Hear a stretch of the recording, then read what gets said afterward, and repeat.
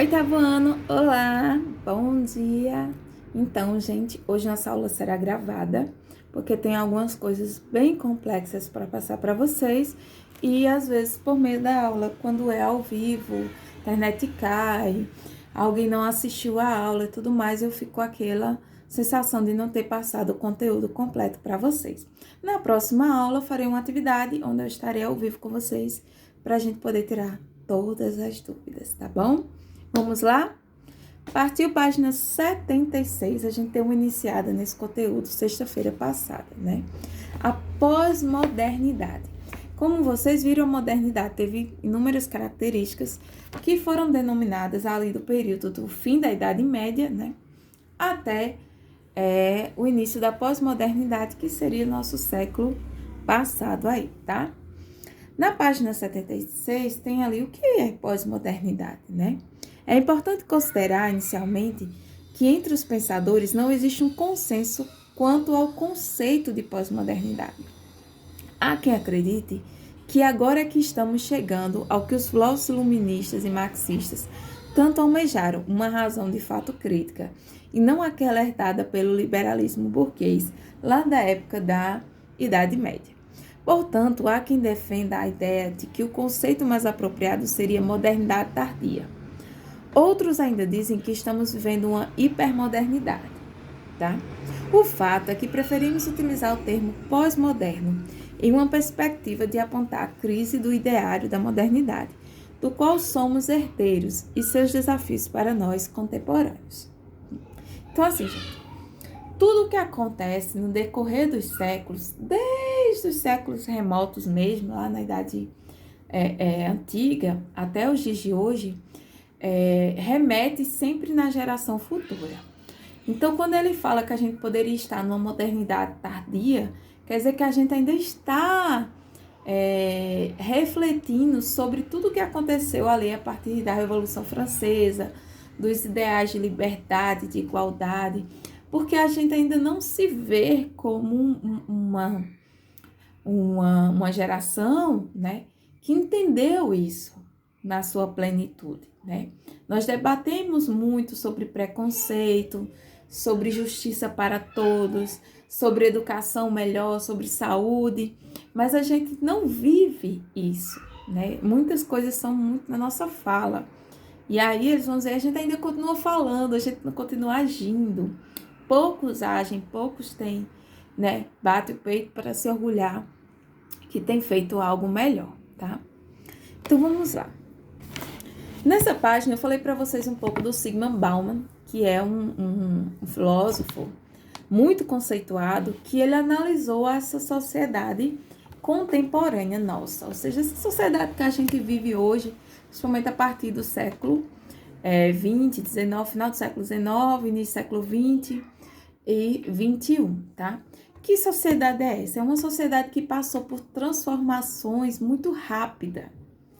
Então, eu, por exemplo, falar de mim, eu que sou de 84 para cá, né?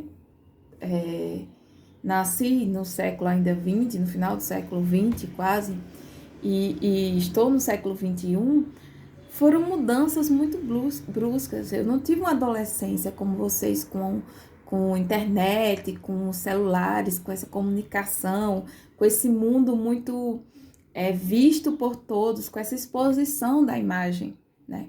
A minha adolescência ainda era brincando, para conversar com uma amiga, ligava de um telefone fixo ou de um orelhão. Então, de repente, eu me vejo com 20 e poucos anos já com um celular, né? Com 30 anos com internet, né? Essas internets mais rápidas, com várias redes sociais. Isso, gente, é uma mudança muito rápida. Não foi um século que mudou, não. Isso veio para as mãos das pessoas de maneira muito rápida. Então, pessoas idosas aprendem a lidar com a tecnologia, porque senão elas vão ficar, às vezes, até sem comer nessa pandemia, né? Então, foi um choque muito grande para a humanidade, toda essa mudança tecnológica que surgiu. E o Bauman vai dizer, e a mente das pessoas? Como é que ficou, né? Tá certo, né? Quanto mais coisas aparecem para ajudar essa sociedade, para que o dia a dia dela seja melhor, ótimo. Mas será que a nossa mente estava preparada para essa realidade muito instantânea? Então, o Bauman vai fazer uma reflexão e vai chamar de sociedade líquida. Ou seja, é uma sociedade que ela não se solidificou, ela não criou raízes, ela não criou bases sólidas, ela simplesmente está mudando conceitos todos os dias. E isso gera, na cabeça de um adolescente, de uma criança, muitos conflitos. Então, na minha época, gente, não é que as pessoas não tinham depressão, não é que não sofria bullying, não é que as pessoas não tinham ansiedade, síndrome de pânico, não é isso, tá? Aí as pessoas dizem, só existe isso hoje, não só existe isso hoje. Mas a quantidade de pessoas que passavam por isso era muito insignificante, né? Comparado a pessoas, a uma sala de aula hoje, né? Hoje, a gente, como professor, a gente lida todos os dias com vários alunos passando por problemas, né? Por quê?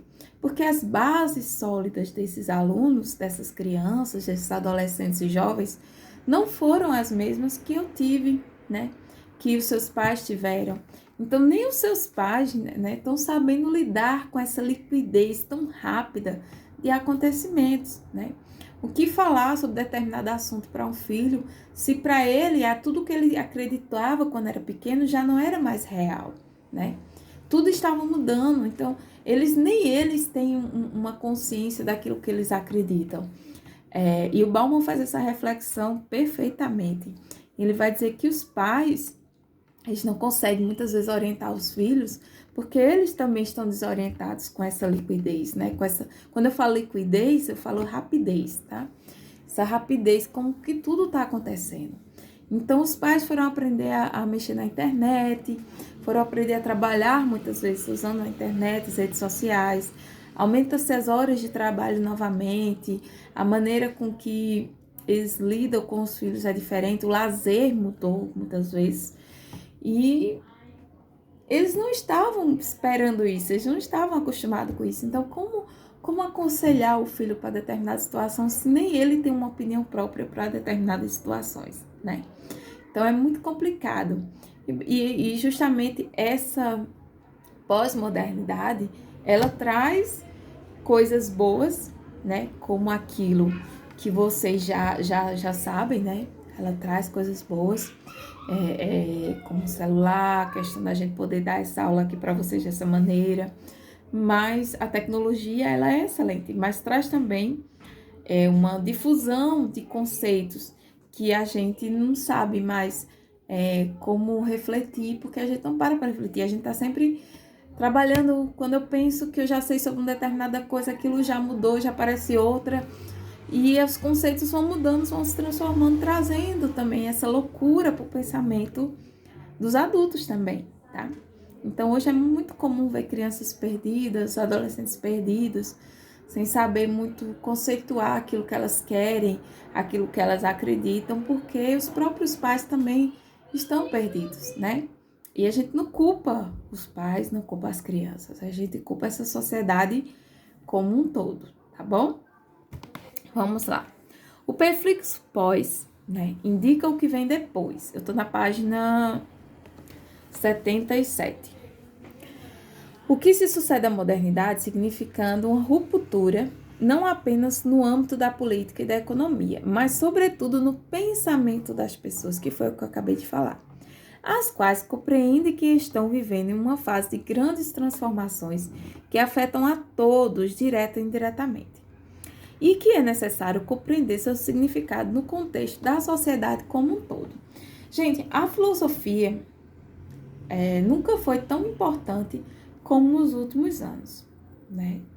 Claro, ela teve um papel fundamental, é a mãe de todas as disciplinas, como vocês sabem, mas nos últimos anos, quanto mais a gente faz uma reflexão filosófica, mais a gente tem raízes e solidez nas nossas decisões.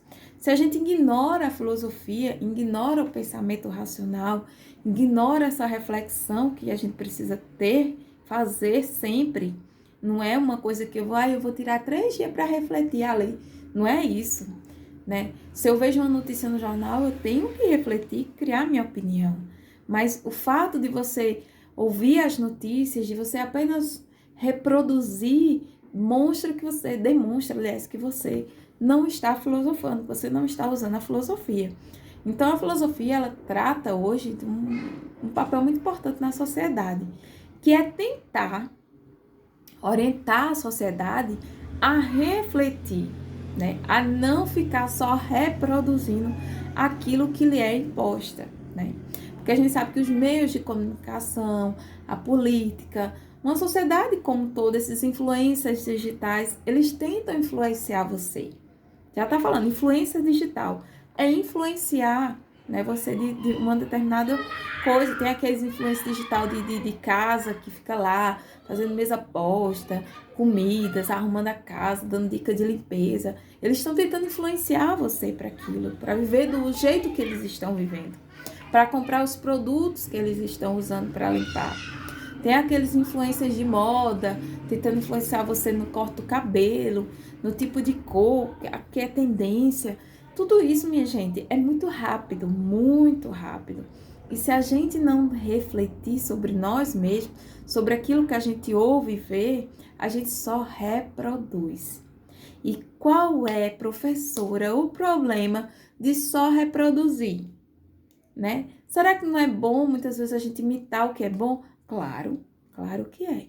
Mas o problema é que se a gente só reproduzir, a gente cria um vício de viver o que não é nossa vida, né? Não é aquilo que é nossa essência. A gente se esquece da nossa essência. Então, um dos maiores perigos que o Bauman vai refletir é justamente essa repetição. Você ficar ali repetindo, e no fim, quem é você, né? Quem é você? Quais são os seus gostos? O que é que lhe dá realmente prazer? Sabe, o que lhe dá prazer é comer o donuts que tá na moda ou é comer aquele sorvete gostoso ali com calda de chocolate, que é lá do tempo da minha avó, mas que ainda me dá muito mais prazer comer o sorvete do que o donut. Mas eu tenho que dizer que eu gosto do donuts porque o donuts está na moda no Brasil. Entendendo?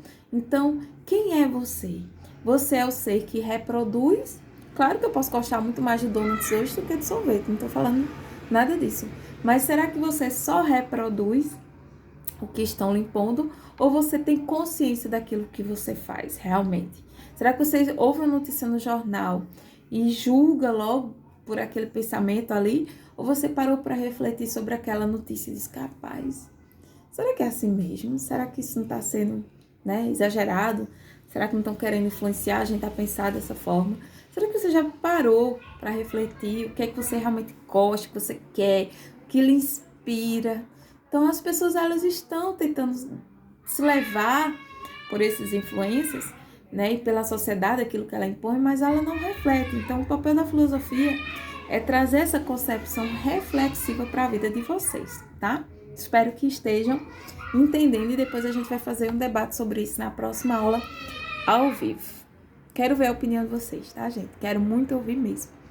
É muito importante para mim saber o que vocês, né, pensam sobre isso, o que vocês acham dos influencers, o que vocês, os pontos negativos, positivos, que também tem os pontos positivos. Tem muita influência que quer realmente influências de leituras, né? Influência que traz para você um bom dia, que você se sente, cara, eu faço parte da vida dele, então esse bom dia me alegrou meu dia hoje e tal, vamos seguir em frente. Então, eu quero saber de vocês qual é o lado positivo e negativo que vocês veem, né, nos dias de hoje, quando se fala dessa reflexão, tá?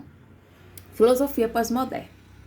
A partir da segunda metade do século XX, vários intelectuais dedicaram-se às suas reflexões na tentativa de compreender os efeitos do projeto da modernidade para a sociedade atual. Esses filósofos perceberam que a crença inabalável na razão não garantiria o bem-estar e o sucesso pleno do humano. Pelo contrário, isso conduziria a crises e decepções. No contexto das duas guerras mundiais, esse fenômeno ficou mais evidente. Foi justamente no momento de prosperidade econômica que houve o choque de interesse entre os países, o que levou à eclosão de outros fatores da Primeira Guerra Mundial. Não obstante, a Segunda Guerra também envolveu interesses materialistas. Nesse nefasto cenário, surgiram filósofos que pregaram a necessidade de renovação de pensamento por meio da quebra de paradigmas e do estabelecimento de novas concepções. Eles desconfiavam do tal projeto da modernidade.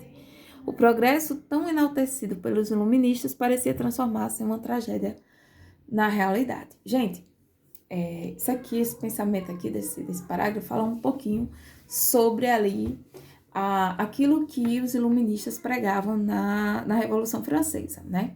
Então, eles pregavam justiça, modernidade, ciência acima da religião e tudo mais, tal.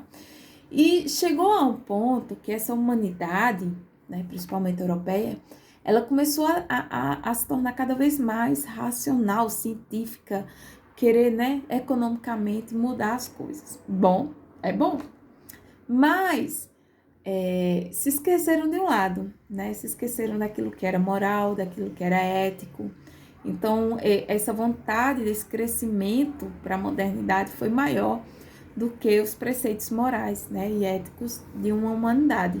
E aí surge a Primeira e a Segunda Guerra, que foi uma briga, né, econômica entre os países por busca de quê? De crescimento, né? Cada um que queria uma região lá para aumentar ali sua economia, né? Regiões ricas em petróleos, outro queria uma região lá que tinha um acesso ao mar, mas assim, a briga, gente, era por dinheiro, né? Era por crescimento econômico. Então, as pessoas mataram milhares de vidas sem pensar, né? Sem refletir que aquelas vidas tinham filhos, mulheres, avós, pessoas que estavam em casa chorando, né? Aqueles outros que estavam lutando nas guerras e muitas vezes obrigados a estar lá, né?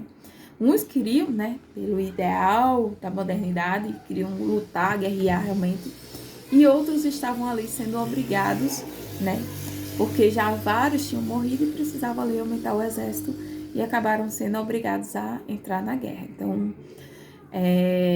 toda a questão da moral, todo o ideal, isso aí foi esquecido, foi deixado de lado. Então, cabe uma reflexão aqui, né? Quando ele fala, a filosofia pós-moderna começa a refletir se esses valores que a Revolução Francesa queria impregnar na humanidade, eles acabaram sendo distorcidos, né? Tirando ali os valores que também seriam essenciais, tá? Página 78. Os intelectuais da pós-modernidade fizeram uma reflexão dos atropelos políticos e ideológicos, da situação caótica vivenciada na sociedade e dos impactos ambientais. A constatação do desemprego, da miséria e das rivalidades entre as nações é a prova de que o capitalismo gerou, né, contundentes contradições. Diante dessa percepção, as pós-modernistas questionam o dito avanço científico, desenvolvendo um discurso em favor do estabelecimento de melhores condições para a humanidade. Então, não é que esses filósofos pós-modernos estejam lutando pelo fim do capitalismo, não é isso. Eles estão querendo que essa sociedade ela tenha um olhar mais humano, não só científico, tá? Veja o ser humano como um todo, um ser humano que precisa não só da ciência, né, para a evolução dele, mas que precisa de preceitos que o levem a ser um ser humano também melhor, tá? A sociedade e a tecnologia. Os filósofos da corrente pós-moderna afirmam que a inserção de aplicativos sofisticados, computadores e a difusão de imagens e sons alteram substancialmente o processo de socialização. Diante disso, esses pensadores decretam o fracasso do projeto da modernidade. Então, quando ele fala dessa questão de socialização, a gente percebe o seguinte: quem não tem Instagram hoje? Ai, fulano é muito esquisito. Ele não é de fácil acesso, ele não tem Instagram, não tem WhatsApp. É agora, não tenho acesso a fulano. Quer dizer, eu não posso mais, né? Vamos esquecer a pandemia, mas digamos que tivesse tudo hoje normal, sem pandemia, e eu dissesse assim, olha, por favor, Emily, tenta dar um recado aí pra mim, pra Felipe e tal. Aí, Felipe, não, professor, não tem como dar esse recado não, Felipe é estranho, não tem rede social, não tem Instagram, não tem WhatsApp, fica difícil demais de falar com ele, é impossível. Então, gente, a gente se acostumou tanto em se relacionar com o outro pelas redes sociais, pelos aplicativos, que não ter essas redes sociais é um sinônimo, entre aspas, de ser esquisito, de ser insociável. E não é, gente, não tem nada a ver. A pessoa pode ser muito bem sociável, gostar da convivência das pessoas, de ir a um cinema, de ir a uma praça, de alimentação, de comer no McDonald's com todo mundo, de curtir a vida com as pessoas pessoalmente, não necessariamente pelas redes sociais, né? Mas a gente hoje já tem um certo olhar, né, de crítica para essas pessoas, como se ela só fosse socialmente aceita se ela estiver nas redes sociais. Então, isso é uma reflexão que fica aí para vocês, tá? Depois a gente vai também, isso é um ponto de debate para a gente também. Essa socialização por meio dos aplicativos. É bom? Ótimo. Nessa pandemia ajudou pra caramba, né? A gente não tem o que falar. Realmente, se não fosse as redes sociais, essa maneira da gente lidar seria muito mais difícil a gente ter esse contato. Mas não é só isso, né? Não é só isso. A gente precisa realmente do contato pessoal, do calor humano, e essa pandemia ensinou isso pra gente também, né? Que vontade de dar aquele abraço, de estar na sala de aula com vocês, de ver a risada de vocês quando faz uma coisa errada, de brigar, puxar as orelhas muitas vezes, né? Dizer, olha, fulano, não conversa, vamos prestar atenção, que o assunto tá difícil, de ver na carinha de vocês, né? As expressões, a reação, e isso, essa pandemia deixou a gente mais aguçado para querer, né? E não vejo a hora de estar em sala de aula, não vejo a hora de ver meus alunos, né? De ver a gargalhada, de ver a cara de que, eu não sei de nada na hora da prova. Até essa carinha de não sei de nada eu sinto falta, né? Porque foi algo retirado muito bruto da gente, né? A gente iniciou um ano com muitos planos, inúmeros planos para vocês, e de repente, brutalmente, veio, né, da noite pro dia, acaba as aulas, termina tudo, vai ser online, não vai ser, como é que vai ser, vai perder o ano. E a gente tá conseguindo se adaptar, hoje a gente tá conseguindo entender melhor isso, mas foram meses, né? Meses de incertezas que a gente passou, tá bom? Então fica aí também para vocês essa reflexão. Bom, gente, gratidão pela aula de hoje, né? Uma aula maiorzinha, mas era necessária pra gente ter conteúdo, tá? Que vocês possam ler e estudar, vou deixar as páginas do livro aí. E até a próxima semana. Muito obrigada.